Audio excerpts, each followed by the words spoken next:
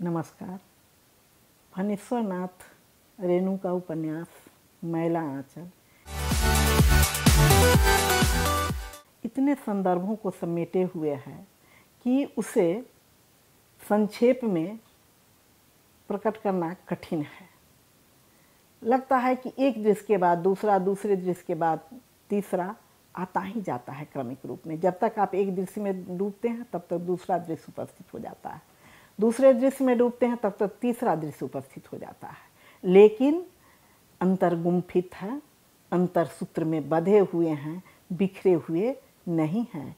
यही उसका शिल्प सौंदर्य है। बहुत सारी तस्वीरें हैं इसमें ग्रामीण जीवन की।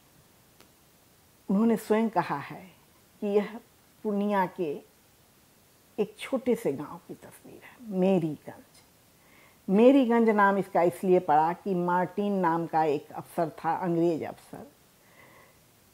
वह मेरीगंज में था नील बनाने के क्रम में, और जब उसकी शादी हुई तो उसकी पत्नी कलकत्ते में रहने लगी और उसने सोचा कि मैं मेरी को कलकत्ता से मेरी इस गांव में ले आऊं, और उसके आने से पहले ही उसने उस गांव का नाम मेरीगंज रख दिया। अब तो वहाँ के लोग कहते हैं कि पता नहीं इसका क्या नाम था, उसका जो वास्तविक नाम था वह भी अब लोगों को पता नहीं है, या उस अंग्रेज अफसर का भय अब भी ऐसा है कि वे उसका नाम याद नहीं रखना चाहते हैं।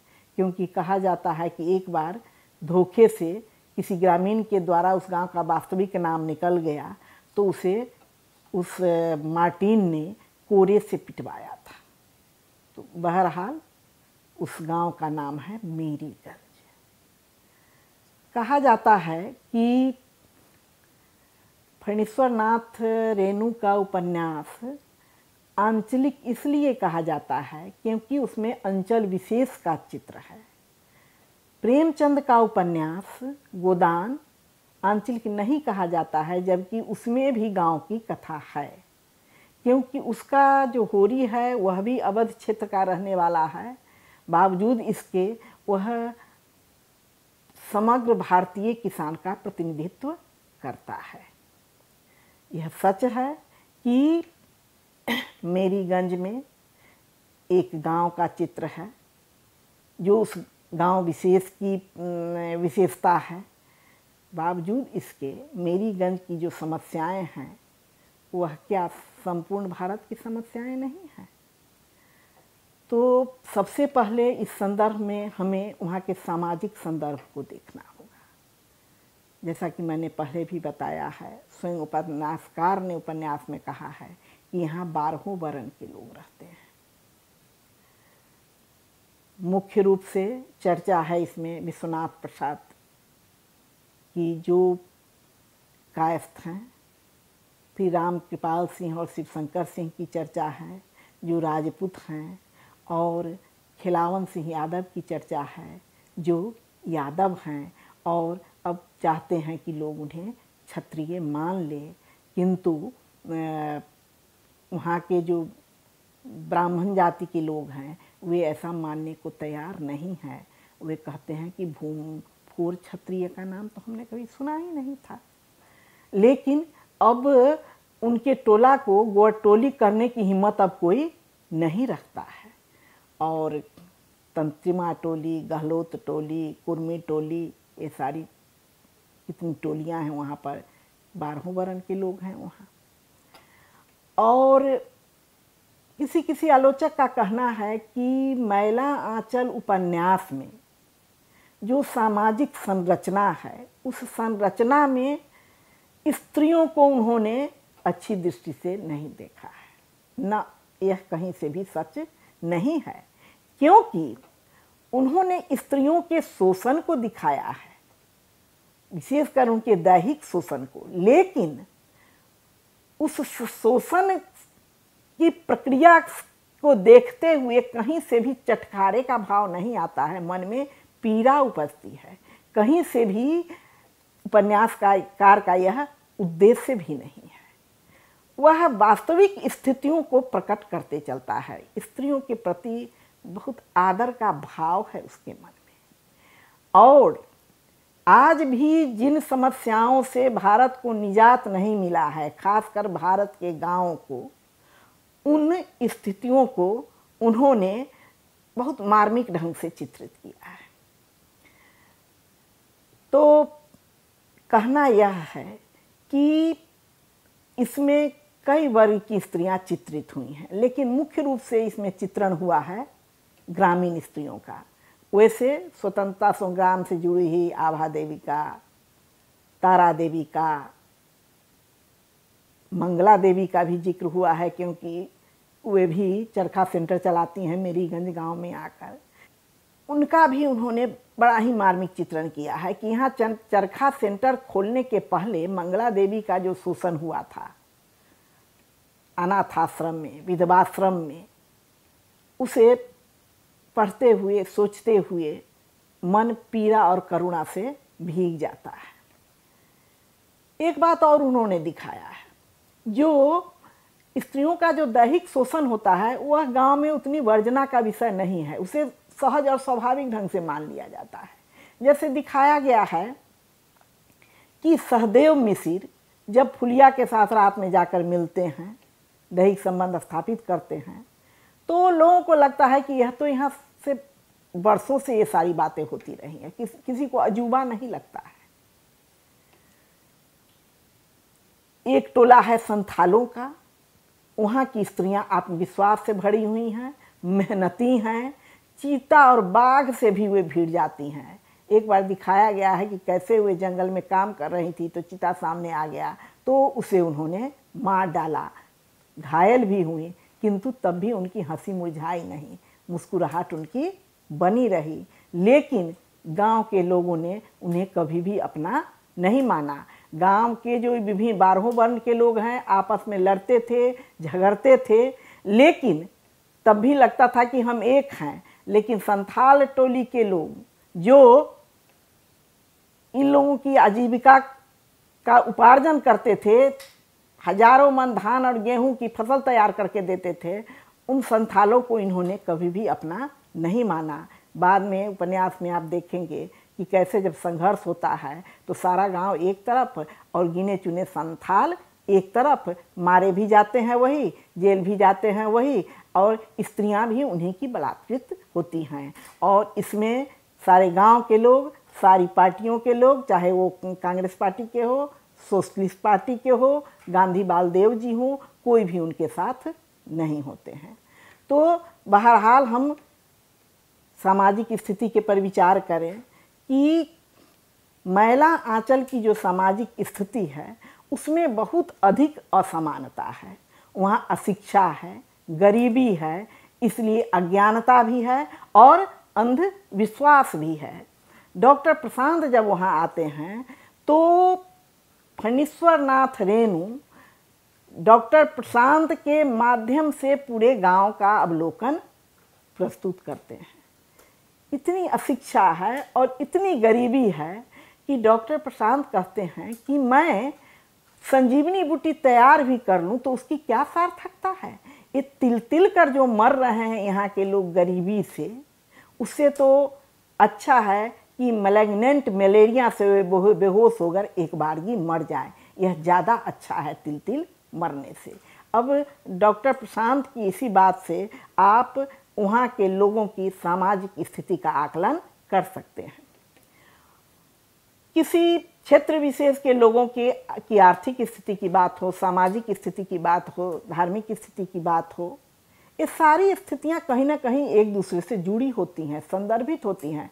इन टुकड़ों टुकड़ों में करके इनका विश्लेषण नहीं किया जा सकता है। जब हम सामाजिक संदर्भ की बात करते हैं तो कहीं ना कहीं से उसमें राजनीतिक संदर्भ भी आता है। राजनीतिक संदर्भ की बात करते हैं तो आर्थिक संदर्भ और सांस्कृतिक संदर्भ की बात भी उसमें आती है। अब जो मुख्य चरित्र हैं विश्वनाथ प्रसाद, वे ऊपर से क्रूर नहीं लगते हैं लेकिन अंदर से कुछ भी ऐसा नहीं करते हैं जो किसी दूसरे के लिए भला हो। उनकी एक बेटी है कमली, जिसकी 3 जगह शादी की बात तय होती है, तीनों जगह टूट जाती है और उसको हिस्टीरिया होता है। उसका इलाज डॉक्टर प्रशांत करते हैं। जाति विहीन पात्रों को बड़ी सहानुभूति दी है फणीश्वरनाथ रेणु ने। प्रशांत के साथ भी उनकी सहानुभूति है। किसी पात्र के साथ वे पक्षपात नहीं करते हैं, लेकिन जिस रूप में उसे चित्रित करते हैं वह चरित्र अवास्तविक नहीं लगता है। प्रशांत जो है उसे कभी कभी वह इतना भीतर से दुखी रहता था क्योंकि उसे पता नहीं है कि उसके माता पिता कौन है। इतना ही मालूम है कि एक हारी में वह किसी को मिला था, जिस हारी में उसको रख कर नदी में बहा दिया गया था। इसलिए माँ की ममता का वह प्यासा है। सामान्यतः देखा जाता है कि जो इस ढंग के बच्चे होते हैं, स्त्री जाति के प्रति उसके मन में नफरत का भाव हो जाता है। जिस माँ को उसने कभी नहीं देखा उस माँ के प्रति उसके मन में नफरत का भाव आ जाता है। लेकिन प्रशांत सोचता है कि मेरी माँ ने जब मिट्टी की हारी में रखकर मुझे बहाया होगा, उसके पहले उसने मुझे एक बार सहलाया होगा और प्यार से देखा होगा, तब उसने कलेजे पर पत्थर रखकर मिट्टी की हाड़ी में मुझे रख दिया होगा। वह चाहती तो मेरा गला भी टीप सकती थी, लेकिन कहीं न कहीं से स्नेह की धारा प्रवाहित हो रही थी उसके भीतर, इसीलिए उसने मेरा गला नहीं टीपा, पानी में बहा दिया हाड़ी में रखकर। और जब वह किसी ऐसी स्त्री के बारे में सुनता है जो बिन ब्याही माँ है, तो उसके मन में अनायास उसके प्रति श्रद्धा और आदर का भाव आता है, घृणा का भाव नहीं आता है। यानी परिस्थितियों के कारण उसका नकारात्मक चरित्र विकसित नहीं हुआ, बल्कि सकारात्मक चरित्र हुआ। वह एक मानवतावादी के रूप में हमें दिख पड़ता है। और जब वह मलेरिया सेंटर खुलने के बाद मेरीगंज आता है, तो उपन्यासकार अवलोकन का केंद्र प्रशांत को बनाता है और उसकी दृष्टि से बहुत सारी स्थितियों का आकलन करता है। वह देखता है कि यहाँ भुखमरी की समस्या है, यहाँ अशिक्षा की समस्या है, यहाँ अज्ञानता की समस्या है। वह देखता है कि निर्मला नाम की एक गोरी चिट्ठी सुंदर युवती, जिसकी आंखें बड़ी ही खूबसूरत हैं, बड़ी बड़ी हैं, उसकी दोनों आंखें समाप्त है, वह जीवन में कभी नहीं देख सकती है। वह सोचता है कि एक मामूली आई ड्रॉप के लिए इसकी पूरी दुनिया अंधेरी हो गई। एक बार वह एक ग्रामीण व्यक्ति के यहाँ जाता है और जो उसकी बेटी है वह मरणासन है, क्योंकि उसे उल्टी भी हो रही है और लगातार वह बीमार चल रही है, उल्टी रुक नहीं रही है और दवा से वह ठीक नहीं होने वाली है। और जब डॉक्टर इंजेक्शन की तैयारी करता है तो वह बूढ़ा समझ जाता है कि मैं कहाँ से इसके पैसे लाऊंगा। तो वह कहता है कि जो डॉक्टर साहब इंजेक्शन रहने दीजिए, ऐसे ही ठीक है, बेटी की जात तो ऐसे ही ठीक हो जाती है। और तब डॉक्टर सोचता है कि बेटी की जात है इसलिए ऐसे ही ठीक हो जाएगी, इसके दवा दारू की आवश्यकता नहीं है। तो यह जो एक पंक्ति है कि बेटी की जात तो ऐसे ही बिना दवा दारू के ठीक हो जाती है, इससे पता चलता है कि समाज में स्त्रियों की क्या स्थिति थी। उस गांव में एक कबीरपंथी मठ भी है। वहाँ का जो मठ का जो मठाधीश है वह सेवादास नाम का व्यक्ति है, जो लक्ष्मी को बचपन में उसके पिता के गुजरने के बाद ले आता है। वकील ने कहा था कि इसको बेटी की तरह पालिएगा, पोसिएगा, पढ़ाइएगा, लिखाइएगा, लेकिन किशोरावस्था से ही वह उसका दैहिक शोषण करने लगता है। और गांव का एक आदमी कहता है कि रात में जब वह रोती थी तो नींद आना मुश्किल हो जाता था और इस ढंग से यह बूढ़ा अंधा होकर मरेगा, इसका प्रायश्चित करेगा। और वास्तव में आगे दिखाता है कथाकार कि वह जो बूढ़ा सेवादास है वह आगे चलकर अंधा हो जाता है। एक नागर स्त्री भी इसमें है, ममता, जो बाहर से आई है। वह जब जेल में जाता है प्रशांत और लौट कर आता है तो वह भी उसके साथ आती है, क्योंकि कमला के प्रति उसका अनुराग धीरे धीरे बढ़ने लगता है। उसकी हिस्टीरिया का इलाज करते करते वह उसके प्रेम में मशगूल हो जाता है और उसका गर्भाधान होता है। इसी बीच कम्युनिस्ट पार्टी का नेता होने के आरोप में उसे जेल में डाल दिया जाता है। जब वहाँ से लौटता है तब वह उसे स्वीकार कर लेता है और तब गांव के लोग कहते हैं कि जो छोटे लोग हैं, गरीब गुरबे हैं, वे कहते हैं कि हम लोगों के बीच ऐसा हो तो हम लोगों के लिए न जाने कितनी सजाएं हैं, लेकिन बड़े लोगों के तो 7 खून माफ है। उनकी बेटी बिन ब्याही माँ बन गई है। और तब सुमिरत दास, जिसे लोग बेतार का तार भी कहते हैं, प्रचारित करता है कि 3 बार शादी हुई और तीनों बार टूट गई, इसलिए इस बार गंधर्व विवाह हुआ, किसी को बताया नहीं गया लेकिन विवाह हो गया। और अंत में दिखाया जाता है कि विश्वनाथ प्रसाद जो हैं वह बहुत सारी ज़मीन संथालों को और जो ज़मीनहीन किसान हैं उनको दे देते हैं इस खुशी में, नाती होने की खुशी में, और कहते हैं कि यह मैं नहीं दे रहा हूँ, यह तो नया मालिक दे रहा है। इस बिंदु पर आलोचकों ने कड़ी आलोचना की है। उनका कहना है कि ऐसा आकस्मिक परिवर्तन नहीं होता है। जो विश्वनाथ प्रसाद जीवन भर निर्धनों का शोषण करता रहा, दूसरों की ज़मीन हड़पता रहा, वह एकाएक कैसे इतना उदार हो गया कि उसने अपनी ज़मीन निर्धनों के बीच बांट दी, भूमिहीनों के बीच बांट दी। कभी कभी यथार्थ जो होता है वह कल्पना से भी अविश्वसनीय होता है, इसलिए इस आधार पर इस बात को खारिज कर देना संभव नहीं है। दूसरी बात है कि पाठकों को नहीं मालूम, आलोचकों को नहीं मालूम, हो सकता है कभी कभी रचनाकार को भी नहीं मालूम होता है कि वह जब किसी घटना का चित्रण करते हैं तो उसके पीछे क्या बात होती है। वे जब किसी घटना का चित्रण करते हैं तो बहुत सारी बातें ऐसी आती हैं जो उसे स्वयं भी मालूम नहीं होती वे बातें, और उनके अवचेतन से वे निकल कर आ जाती हैं। ऐसा भी तो हो सकता है कि यह रेणु की परिकल्पना रही हो, क्योंकि उनकी पूरी सहानुभूति निर्धनों और भूमिहीनों के साथ थी, मजदूरों के साथ थी, इसलिए उन्होंने ऐसी कल्पना की होगी कि जो गांव के जमींदार हैं अगर वे अपनी कुछ ज़मीन, उसका एक अंश भी, एक हिस्सा भी निर्धनों में बांटते तो भूखमरी की नौबत नहीं होगी। हो सकता है अपनी इसी कल्पना को उन्होंने साकार किया हो विश्वनाथ प्रसाद के माध्यम से। और यह भी हो सकता है कि जो बेटी विवाहिता नहीं हो पा रही थी और उनके पास वही एक बेटी थी, इसके अलावा उन्हें कोई संतान नहीं थी, वह जो माँ बनी और जब वे किसी के मुंह दिखाने लायक नहीं थे, जब तक डॉक्टर जेल में था, कैसे कहते कि उनकी बेटी माँ बन गई है, यह कहने की स्थिति में नहीं थे। और एकाएक डॉक्टर आ जाता है, उसे दामाद रूप में वो स्वीकार करते हैं, गांव के लोग गाते बजाते आते हैं, उनकी खुशी में शरीक होते हैं, लेकिन मुरझाए हुए चेहरे से, क्योंकि उनके पेट में रोटी नहीं है। वे विश्वनाथ प्रसाद की खुशी में मुरझाए चेहरे के साथ शामिल होते हैं। तो अत्यधिक खुशी पाने पर मनुष्य का हृदय उदार हो जाता है। हो सकता है वह क्षणिक उदारता हो, लेकिन क्षणिक उदारता में ही कुछ उदारवादी कार्य लोग कर जाते हैं। हो सकता है उस क्षणिक उदारता की भावुकता में, आवेश में उन्होंने यह निर्णय लिया हो और उन्होंने संथालों को और गांव के भूमिहीनों को ज़मीनें दान दे दी। हालांकि वे ज़मीनें उन्हीं की थी जिसे ये कब्जा में लाए हुए थे। वे निर्धन भूमिहीन किसान तो यह भी नहीं जानते थे कि कितने बार उनके अंगूठा का टीप लिया गया था, क्योंकि कथाकार ने पहले ही बता दिया था कि उस गांव में 10 व्यक्ति अधिक से अधिक पढ़े लिखे थे। पढ़े लिखे का मतलब था कि वे अपना हस्ताक्षर करना जानते थे, और नए लड़कों में 15 पढ़ रहे थे, यानी पढ़ाई की चेतना आने लगी थी। लेकिन अंधविश्वास का घर था वह गांव।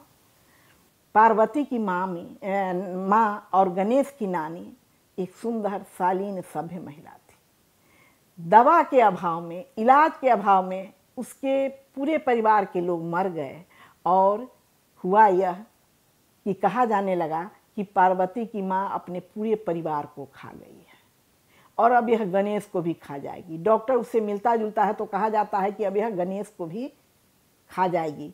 एक बार उसे मैला भी पिलाने का प्रयास किया था, तो विश्वनाथ प्रसाद के हस्तक्षेप करने से यह घटित नहीं हो सका। ज्योतिकी जी बूढ़े हैं, 3 शादी कर चुके हैं, लेकिन इतने कट्टरवादी हैं कि पत्नी उनकी आसन्न प्रसवा है, डॉक्टर की ज़रूरत है, लेकिन डॉक्टर को वे ऑपरेशन इसलिए नहीं करने देते हैं कि डॉक्टर कैसे उनकी पत्नी के शरीर का स्पर्श करेगा और वह मर जाती है। और तब वह कहते हैं ज्योतिकी जी ने कि मैंने ही मैला पिलाने की बात की थी पार्वती की माँ को, इसीलिए वह मेरी पत्नी को खा गई। और हीरू को उत्तेजित करके वे उससे की हत्या करवा देते हैं। हीरू एक रात उसकी पार्वती की माँ के बगीचे में छिप के बैठता है। वह गणेशी को बाहर ले आती है पेशाब कराने के लिए और वह उसे मार डालता है। तो ऐसी अज्ञानता, ऐसी अशिक्षा, ऐसी गरीबी उस गांव में व्याप्त थी। दूसरी तरफ राम प्यारी है, स्त्रियां हैं जो जीवन में पेट भर खाने के और दैहिक तृप्ति के अलावा भी कोई दुनिया होती है, इसका ज्ञान, इसका भान उन्हें नहीं है। तो ये जो मठ के नए मठाधीश हैं रामदास, वे लक्ष्मी दासी को अपनी रखेलिन बनाना चाहते हैं। और जब लक्ष्मी कहती है कि मैं तुम्हारी गुरु माई हूँ, ऐसा नहीं हो सकता है, तो वह कहते हैं कि नहीं, मैं राम प्यारी को लाकर आश्रम में रखूँगा। और राम प्यारी को जब वे रखते हैं तो राम प्यारी लक्ष्मी को बर्दाश्त नहीं कर पाती है और लक्ष्मी दासीन अपनी अलग झोपड़ी बना के रखती है। और बालदेव, जिनका राजनीतिक विचलन हो चुका है, उसे अपने साथ अपने पति रूप में ही स्वीकार करके वह उस झोपड़ी में रखती है। सेवादास ने मरते मरते भी 9 बीघा जमीन उसके नाम कर दी थी उसके जीवन यापन के लिए। दूसरी तरफ रामकृपाल सिंह है, शिवशंकर सिंह है। हरगौरी उसी परिवार का चिराग है, नवयुवक है, उसे वे तहसीलदार बना देते हैं। जब तहसीलदार नहीं रहते हैं विश्वनाथ प्रसाद तब, और विश्वनाथ प्रसाद ने तहसीलदारी यूं ही नहीं छोड़ी। जब उन्हें लगा कि इस तहसीलदारी में अब कोई रस नहीं बचा है तो वे तहसीलदारी छोड़ देते हैं और नकद 400 रुपये देकर हरगौरी को बनाया जाता है तहसीलदार। और वह भी तहसीलदार बनते ही इस फेर में रहता है कि कैसे उन निर्धनों और आधे पेट खाए हुए मजदूरों से, भूमिहीन किसानों से सलामी के रूप में पैसे एकत्रित करें, ताकि उन्होंने जिस आशा में 400 रुपये खर्च किए हैं उसकी भरपाई हो जाए। वो जो उपन्यासकार ने जो जमींदारों के जिस शोषण की चर्चा की है, उसको पढ़ते हुए रोंगटे कांप जाते हैं।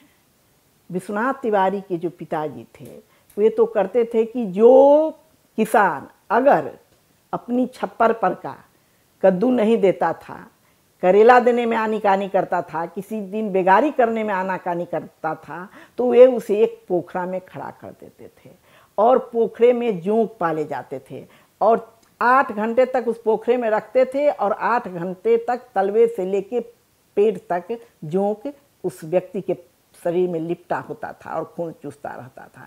इतना ही नहीं, वे पूर्णिया से ऐसा जूता बनवा कर लाते थे जिसमें कील ठुके होते थे और उसी कील ठुके जूतों से ऐसे व्यक्तियों की पिटाई होती थी। तो ये सारी बातें देखते हैं जो कहीं से भी काल्पनिक नहीं है और रोमांच पैदा करने के लिए नहीं कही गई हैं। यह वहाँ की सामाजिक संरचना में ये बातें शामिल थी और छोटे लोगों में इतनी चेतना नहीं थी कि वे समग्रता में विरोध कर सके। एकता की ताकत वे पहचानते नहीं थे, आपस में ही फूट की बात थी। तो ऐसे में कोई सार्थक आंदोलन हो तो कैसे हो, क्योंकि व्यक्तिगत सर्वोपरि था। सामाजिक एकता का जो अवधारणा है वह उनकी समझ से बाहर थी। और जब दफ़ा 40 की बात होती है, जिसके अंतर्गत यह कानून बना कि जो जमीन जोतता है या बटाईदारी पर काम करता है उसी को अब जमीन मिल जाएगी, उसके हिस्से की हो जाएगी। बड़े खुश हुए गांव के निर्धन किसान कि अब जमीन हमारे नाम से हो जाएगी। लेकिन उस उपन्यास में ही कहा गया है एक जगह कि दफ़ा 40 से जुड़े हुए जितने अधिकारी हैं वे सारे अधिकारी जमींदारों या बड़े किसानों के पुत्र हैं।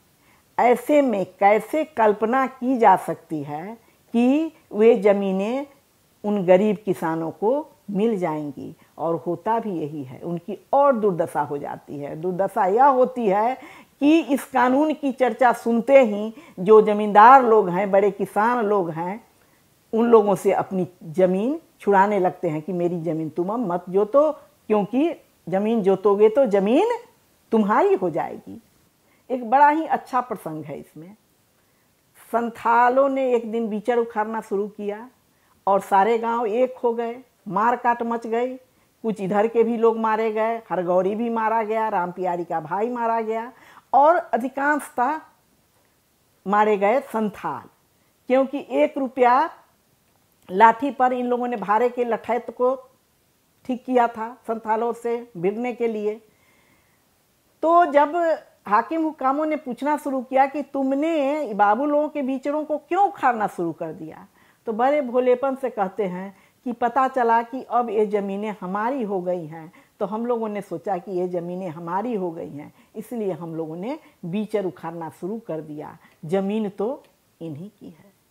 तो ऐसे भोले इंसान, ऐसे सीधे इंसान, लेकिन ऐसे खूंखार इंसान भी, जो बाघ, जिनकी स्त्रियां भी बाघ और चीतों से भिड़ जाएं, इतना साहस, लेकिन जो 2 जून की रोटी के लिए मशक्कत कर रहे हैं, 2 जून की रोटी का प्रश्न उनके लिए जीवन मरण का प्रश्न बन गया है। क्योंकि इस झगड़े के बाद अधिकांश संथाल कुछ मारे जाते हैं और कुछ को आजीवन कारावास होता है और कुछ अपंग होते हैं। तो देखा जाए तो मिला जुलाकर इसमें भी घाटे में रहे संथाल लोग। तो यह जो मन में बात आती थी क्रांतिकारियों को कि जब अपना देश आज़ाद हो जाएगा, सुराज आ जाएगा, तो भारत माता रोना बंद कर देंगी, यहाँ खुशहाली आ जाएगी, वैसा कुछ भी देखने को नहीं मिला। क्योंकि वर्गगत चरित्र जो है उसमें कोई बदलाव नहीं आया, सामाजिक संरचना में भी बदलाव नहीं आया। अगर हम आज के संदर्भ में उस समय की सामाजिक संरचना को देखें तो हमें बहुत अंतर दिख सकता है। लेकिन एक बात आपको याद रखनी होगी कि जब भी आप किसी साहित्य के पाठ अंतर पाठ से गुजर रहे हैं तो उसे उस देश काल में देखिए, और जब उस देश काल के परिदृश्य में उस पाठ से आप गुजरिएगा तब वह आपको अयथार्थ नहीं लगेगा। और जो दिखाया है फणीश्वर नाथ रेणु में, उसमें बहुत सारी बातें आज भी घटित हो रही हैं। जैसे आज भी आप बराबर पढ़ते होइएगा कि फलाने गांव में किसी स्त्री को डायन होने के आरोप में नंगे घुमाया गया, किसी डायन को मैला पिला दिया गया, किसी स्त्री को डायन होने के आरोप में मार दिया गया। तो यह सब बातें आज भी घटित हो रही है। आज भी बहुत सारे लोग हैं जिन्हें 2 जून की रोटी नहीं मिलती है। आज भी बहुत सारे लोग हैं जिनको भरदेह वस्त्र नहीं मिलता है। आज भी बहुत सारे ऐसे लोग हैं जिनके धन का कोई आकलन किया ही नहीं जा सकता है। तो फणीश्वर नाथ रेणु ने अपने उपन्यास में जो सामाजिक संरचना दिखलाई है उसमें अंतर आया है, लेकिन इतना भी अंतर नहीं आया है कि हम मान ले कि उसमें जो सामाजिक संरचना दिख रही है वह कहीं से अयथार्थ है, वह कहीं से अविश्वसनीय है, ऐसा हम नहीं कह सकते हैं। और जो बड़ा कथाकार होता है वह तो एक साथ अतीत, वर्तमान और भविष्य में संचरण करता है। और तो हम देख सकते हैं कि फणीश्वर नाथ रेणु ने जो यह उपन्यास लिखा है, कालजयी उपन्यास मैला आंचल, और उसमें जब हम सामाजिक संरचना देखते हैं तो लगता है कि कहीं न कहीं से हमारा अतीत, वर्तमान और भविष्य एक सूत्र में बंधा हुआ है। जो समस्याएं थीं वे अभी भी हैं और भविष्य में भी वे समस्याएं समाप्त हो जाएंगी, ऐसा आभास नहीं होता है। तो यही किसी रचना की सार्थकता होती है कि उसमें जीवन का चित्र कितना सार्थक है, कितना कालजयी है। तो इस आधार पर हम कह सकते हैं कि फणीश्वर नाथ रेणु का उपन्यास मैला आंचल एक कालजयी रचना है। धन्यवाद।